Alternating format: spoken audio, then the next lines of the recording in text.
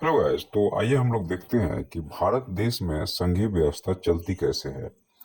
तो देखिए, बात ऐसा है कि भारत देश की जो संघीय व्यवस्था है यह बहुत ही मजबूत है। और संघीय व्यवस्था में हम लोग क्या करते हैं कि जो शक्तियां हैं वो लोगों के बीच में बांट देते हैं। और ये बांटने का एक लॉजिक होता है, लॉजिकल तरीके से नहीं है, लॉजिकल या तार्किक तरीके पे बांटते हैं। और उसका दो लॉजिक होता है। एक तो उससे क्या होता है कि लोग खुश हो जाते हैं। मान लीजिए कि आपने शक्तियों को बांट देंगे तो किसी को प्रॉब्लम नहीं होगा, जो बंटवारा से तो कोई बोलेगा नहीं, तो सभी लोग खुश है। और दूसरा चीज ये है कि बांटने से लोकतंत्र जो है वह स्टेबिलिटी की तरफ बढ़ता है।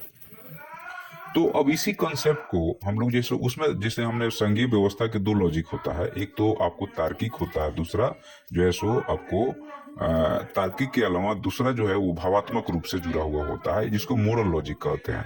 तो हम लोग बोलते हैं बांटने को मोरल लॉजिक जो है वह आपको उससे जुड़े हुए, जैसे मान लीजिए आपका खेत है उससे आप जुड़े हुए हैं या देश आपसे जुड़े हुए हैं, ये भावात्मक भावात्मक जुड़ा हुआ है। और जुड़ने के साथ उस खेत से आपको फायदा हो रहा है, जैसे लोकतंत्र से मुझे फायदा हो रहा है, तो यह जो सो तार्किक हो गया। अब इसमें हमें ये देखना पड़ेगा कि संघीय व्यवस्था भारत देश में कैसे चलती है।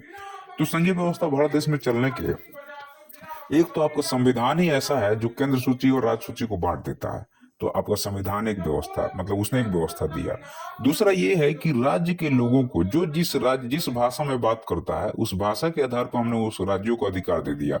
जैसे पंजाब को अधिकार, पंजाब स्टेट हो गया, वहां के सीएम, वहां के लोग अपना सीएम चूज कर रहे हैं। आंध्र प्रदेश के लोग हैं, उनको जो है सो तेलुगु बोलते हैं, तो उनके हिसाब से आपका सीएम। तमिलनाडु के लोग तमिल बोलते हैं, उनके हिसाब से सीएम। केरल के लोग मलयालम बोलते हैं, उनके हिसाब से सीएम। कर्नाटक के लोग कन्नड़ बोलते हैं, उनके हिसाब से सीएम। उड़ीसा के लोग उड़िया बोलते हैं, उनके हिसाब से सीएम। तो भाषा के आधार पे जो जुड़ाव है उसको मैंने तोड़ा नहीं, उसको उनके भाषा में बोल दिया कि भाई अपना शासन जो है सो मैं भाषा के स्तर पर राज्य बना दिया हूँ, अपना मुख्यमंत्री को चुनो और आप आगे बढ़ो।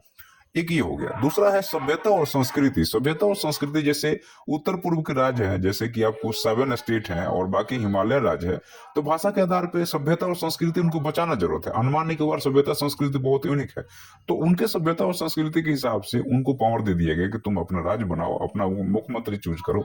और आर्टिकल 371 के तहत में उनको ये पावर दे दिया गया कि भाई जो है सो आप अपना लोकल स्तर पे भी आप पावर दिया गया है कि आप सरकार चलाओ। तो इससे वो लोग खुश हो गए। अब दूसरी चीज है कि भाषा नीति के आधार पे 22 भाषाएं हैं और 22 भाषाओं में जो है सो स्टेट ऑलमोस्ट बने हुए हैं। और आपको इसके अलावा भी छूट है कि आप और भी कोई लैंग्वेज में बोलना करना चाहते हैं तो बोलो, कर सकते हैं, कोई प्रॉब्लम नहीं है। अब यहाँ पे एक बात और आती है कि संघीय व्यवस्था चलाने के लिए है कि जो प्रेशर ग्रुप है, कई बार जैसे किसान प्रेशर ग्रुप है, उसने प्रेशर डाला, गवर्नमेंट ने अपना डिसीजन पीछे ले लिया, तो इससे संघीय व्यवस्था आगे बढ़ गई और एक स्टेबिलिटी। अगर गवर्नमेंट अड़ी रह जाती तो स्थिति खराब हो जाता।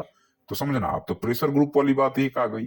तो तीन हो गया, एक तो भाषा के आधार पे, दूसरा प्रेशर ग्रुप के आधार पे हमने स्टेट और राज्य के बीच में शक्तियों का बंटवारा करके रखा है। तो इस इससे इसके अलावा भी हमने क्या किया या हमारे देश ने क्या किया। देखो, 1950 के बाद से लेकर के 1990 तक लगभग जो है सो कांग्रेस से का शासन केंद्र में रहा है। बीच में एक बार दूसरा पार्टी है जनता पार्टी, बाकी कांग्रेस का शासन रहा है। और स्टेट में भी ऑलमोस्ट कांग्रेस का शासन था। लेकिन बाद में जब क्षेत्रीय पार्टियों का जन्म होता है और क्षेत्रीय पार्टियां अपनी प्रभाव बढ़ानी शुरू करती है, तो क्या होता है कि जो संघीय व्यवस्था है ये, अब इसमें प्रॉब्लम आ रही है। जैसे केंद्र में कांग्रेस की सरकार है, स्टेट में बीजेपी है, तो वो आसानी से क्या करते थे कि राष्ट्रपति शासन लगा करके उस सरकार को उठा फेंकते थे।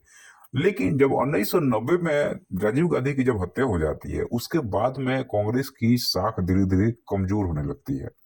और जब कांग्रेस की साख कमजोर होती है तो केंद्र सरकार में बाकी पार्टी, जो क्षेत्रीय स्तर की पार्टियां थी, वो कांग्रेस के सपोर्ट से सरकार बनाना शुरू करती है। इसको कहा गया गठबंधन सरकार।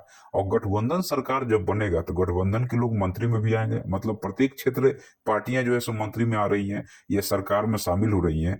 तो जितना ही आप शक्तियों को बंटवारा लोगों के बीच में करोगे उतना ही आपका लोग। और इस तरह से जब क्षेत्रीय पार्टियों ने गठबंधन में भाग लेना शुरू किया, तो गठबंधन सरकार से लोकतंत्र मजबूत हुआ या जो है सो आपका संघीय व्यवस्था और मजबूत हुई। तो अब संघीय व्यवस्था के 4 आयाम हैं। इसको यूपीएससी के बच्चे हों, चाहे स्टेट पीएससी के बच्चे हों, चाहे 10वीं के बच्चे हों, इस 4 आयाम को समझिए। पहला चीज ये है, केंद्र और राज्य के बीच में शक्तियों को बंटवारा कर दिया गया। दूसरा है, भाषा के आधार पर शक्तियों को बंटवारा कर दिया गया। तीसरा है, गठबंधन सरकार के आधार पर शक्तियों को बंटवारा कर दिया गया। और चौथा जो है वह ये है कि प्रेशर ग्रुप ने जब प्रेशर डाला, जब जब प्रेशर डाला, तो सरकार ने उनकी बात को मानी है। जैसे यूनियन कार्बाइड का मामला था, या उसके पहले भी बहुत सारे मामले थे जहां पे सरकार को पीछे हटना पड़ा, क्योंकि भारत के लोगों ने उसको विरोध किया, तो सरकार पीछे हट के मान ली भारत के लोगों की बात। तो इस तरह से 4 प्रकार के संघीय व्यवस्था में शक्तियों को बंटवारा किया गया है, और सिर्फ इसका मकसद यही है कि भारत की सरकार अस्थायी रूप से रह सके।